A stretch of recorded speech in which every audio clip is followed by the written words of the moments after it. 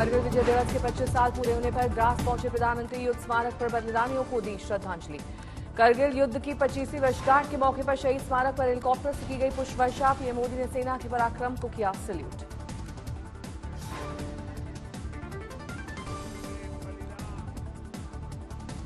अमर होते हैं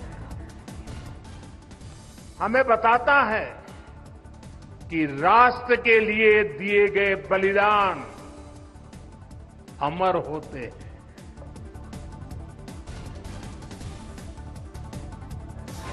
पीएम मोदी ने अग्निपथ योजना का किया जिक्र। कहा, अग्निपथ योजना का लक्ष्य सेना को बेहतर बनाना है। कुछ लोग झूठी राजनीति के जरिए अग्निपथ योजना पर फैला रहे हैं भ्रम। पेंशन के पैसे बचाने का लगा रहे हैं झूठा आरोप। बीते वर्षों में कई साहसिक निर्णय लिए हैं। सेना द्वारा किए गए जरूरी रिफॉर्म्स का एक उदाहरण अग्निपथ स्कीम भी है। पीएम मोदी ने कांग्रेस पर किए कई वार। कहा, ये वही लोग हैं जो कारगिल विजय दिवस को भी करते थे नजरअंदाज। प्रधानमंत्री ने कहा, ये तो गनीमत है कि तीसरी बार मेरी सरकार बनी है। कई वो आ जाते हैं तो कारगिल विजय दिवस को याद भी ना करते। प्रधानमंत्री शिंकुल्ला टनल प्रोजेक्ट के निर्माण कार्य में भी वर्चुअली हिस्सा लिया। दुनिया के सबसे ऊंचे शिंकुल्ला टनल प्रोजेक्ट में वर्चुअली पहला ब्लास्ट पीएम मोदी ने किया। शिंकुल्ला सुरंग परियोजना में 4.1 किलोमीटर लंबी ट्विन ट्यूब सुरंग शामिल है, जिसका निर्माण लेक को हर मौसम में कनेक्टिविटी प्रदान करने के लगभग 15,800 फीट की ऊंचाई पर किया जाएगा। बीजेपी सांसद रवि किशन का आरोप यह है कि विपक्ष तोड़ रहा है युवाओं का मनोबल। अपनी बिटिया की सेना की तैयारी का दिया उदाहरण। आज हमारी फौज इतनी ताकतवर हुई, यशस्वी प्रधानमंत्री मोदी जी को उसका पूरा श्रेय जाता है। आज हमारी बिटिया भी फौज की तैयारी कर रही है, तो ऐसे कितने बच्चों का मनोबल ये विपक्ष तोड़ रहा है। पीएम मोदी पर कांग्रेस नेता रेणुका चौधरी का विवादित बयान। स्वर्ग नर्क का किया जिक्र।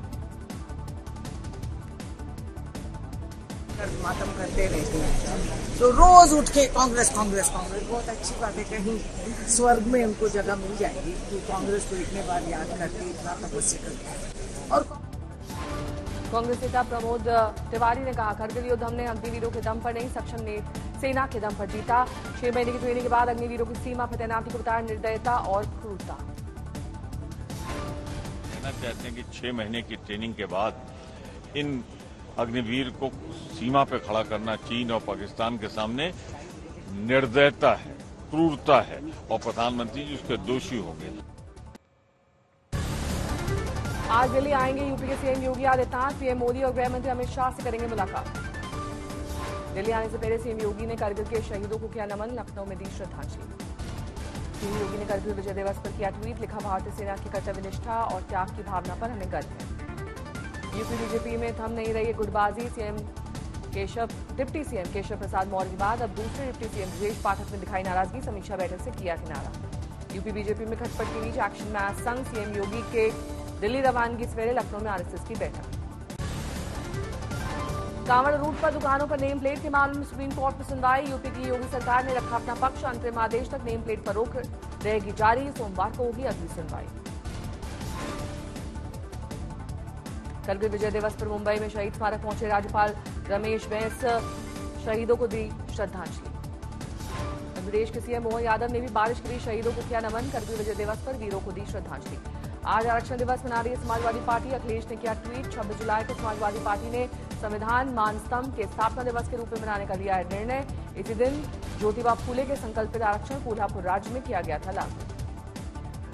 आज दिल्ली आएंगी पश्चिम बंगाल के मुख्यमंत्री। नीति आयोग की बैठक में लेंगे हिस्सा। नीति आयोग की बैठक से इंडिया गठबंधन ने किया है किनारा। अमित शाह के दिए बयान को लेकर मानहानि केस में गिरे राहुल गांधी। आज सुल्तानपुर एमपी एमएलए कोर्ट में हुए पेश। मजिस्ट्रेट के सामने दर्ज कराया अपना बयान। राहुल गांधी ने आरोपों से किया इनकार। कहा, छवि खराब करने की कोशिश की गई। अगली सुनवाई 12 अगस्त को होगी। बीजेपी नेता विजय मिश्रा ने 2018 में अमित शाह के खिलाफ राहुल गांधी के बयान को बनाया था मुद्दा। दर्ज कराया था मानहानि का मुकदमा। बिहार विधान परिषद में सीएम नीतीश पर भड़की राबड़ी देवी। कहा, ये लोग बार बार महिला का अपमान करने वाली पार्टी के लोग हैं। कुछ भी होता है तो लालू परिवार का लिया जाता है नाम। पटना लौटे आरजेडी विधायक तेजस्वी यादव ने भी नीतीश पर बोला धावा। कहा, एनडीए के कार्यकाल में बड़ा है भ्रष्टाचार। निष्पक्ष जांच हो तो मुख्यमंत्री पर भी आएगी आंच। मोदी सरकार के मिशन 2047 को गुजरात के जीएफई ग्रुप ने देश के लिए गेम चेंजर बताया। जीएफई ग्रुप के संस्थापक वैभव शर्मा ने कहा, देश में बड़ी तेजी से सुधार हो रहा है। बारिश से झीलें हुई लबालब, मुंबई में पानी की कटौती हुई बंद, रेड अलर्ट जारी। मुंबई में बारिश के कहर के बीच बुलाई गई सेना, बिजली की चपेट में आने से पुणे में 3 की मौत, मुंबई रेड अलर्ट पर। मुंबई में आज स्कूल बंद, लगातार बारिश के बाद बीएमसी ने स्कूलों में छुट्टी की घोषणा की। पुणे की बाढ़ से बिगड़े हालात, मुंबई की तुलना जुलाई 2005 के जल प्रलय से की जा रही है। पुणे मुंबई में बाढ़ से हाहाकार, आवश्यक सेवाएं बाधित, राहत कार्य जोरों पर। पुणे में बारिश का कहर, आज स्कूल रहेंगे बंद, मुंबई में बारिश का रेड अलर्ट। मुंबई में भारी बारिश से सड़कों पर जलभराव, ट्रेनें चल रही देरी से, झीलें हुई लबालब। भारी बारिश से वित्तीय राजधानी मुंबई में अफरा तफरी, 11 उड़ानें रद्द, 10 रूट पर मार्ग परिवर्तन। दिल्ली में ऑस्ट्रेलियन हाई कमीशन के सामने फंसी एक बीएमडब्ल्यू कार, सामने आई जलभराव की तस्वीरें।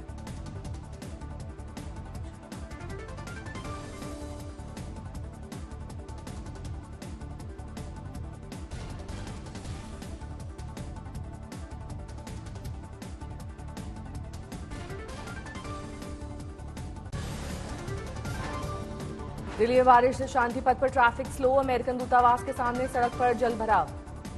दक्षिणी दिल्ली के प्रेस एनक्लेव मार्ग पर हुई भीषण बारिश, जगह जगह जलभराव। दिल्ली के कुछ हिस्सों में मूसलाधार बारिश, मंदिर के सामने जलजमाव की तस्वीर। दिल्ली में हुई मूसलाधार बारिश से लोगों की बड़ी परेशानी, सरदार पटेल की तस्वीरें आई सामने। दिल्ली के कुछ हिस्सों में बारिश से कई इलाकों में जलजमाव, अशोक रोड सर्कल पर लगा जाम। दिल्ली में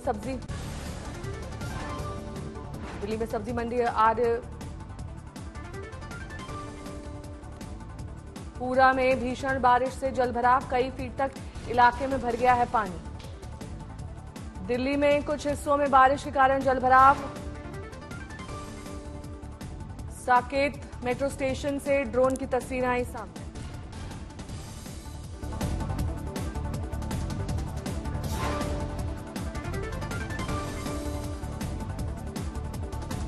मध्य प्रदेश के पन्ना में झमाझम बारिश के चलते कई इलाकों में जलभराव, नाले में ऊपर से बह रहा है पानी। पन्ना में जान जोखिम में डालकर नाला पार करने वाले वीडियो वायरल, भीषण बारिश ने बढ़ाई लोगों की मुश्किलें। चमोली में बारिश ने बरपाया कहर, लोगों के घरों में घुसा मलबा, लोगों में दहशत का माहौल। पहाड़ों पर बरपी आसमानी आफत, भारी बारिश ने टीवी में मचाई तबाही। किसानों की कई एकड़ कृषि भूमि हुई सैलाब में तबाह, सड़कें नदी में तब्दील, लोग रात के अंधेरे में पलायन करने को मजबूर। नदी के तेज बहाव की चपेट में कई बस्तियां, घरों के सामने जमा हुआ है मलबा। यमुनोत्री में लगातार बारिश से बढ़ा यमुना नदी का जलस्तर, कई इलाके पानी में डूबे। पार्किंग में खड़ी गाड़ियां पानी और मलबे में डूबी, पार्किंग में सो रहे मजदूरों ने किसी तरह भागकर बचाई जान। दक्षिण गुजरात के तापी जिले में डैम ओवरफ्लो होने से नदी और नालों में उफान, डैम ओवरफ्लो होने की वजह से अलर्ट किए गए गांव। सूरत शहर में पानी में गिरी एक छतरी उठाने के लिए शख्स कंस्ट्रक्शन साइट के गहरे पानी में डूब गया, शव नहीं मिल पाया। मूसलाधार बारिश से आणंद के निचले इलाकों में हुआ जलभराव, लोगों के घरों में घुसा पानी। पुणे के लोनावला, मावल और पिंपरी चिंचवाड़ में भारी बारिश, झमाझम बारिश से नदी नाले उफान पर। पुणे के इंद्रायणी नदी तट पर एक बड़ा कंटेनर बहा, नदी किनारे निवासियों को किया गया सतर्क। पबना बांध क्षेत्र में जलस्तर बढ़ने से गोसावी मंदिर पानी में डूबा। दिल्ली के कालिंदी घाट पर यमुना का हाल बदहाल, नजर आया झाग विझाग। पुणे जिले के नीरा नदी में बाढ़, पुणे और सतारा जिले का संपर्क टूटा। बागेश्वर के कपकोट में भारी बारिश से नदियां उफनाई, फंती नदी में बही गाय। सूरत में कार सहित पानी में डूबा कपड़ा कारोबारी, स्थानीय लोगों ने बचाई जान, वीडियो आया सामने। वडोदरा शहर में बारिश के चलते कई निचले इलाकों में भरा पानी, 700 से ज्यादा लोगों का रेस्क्यू।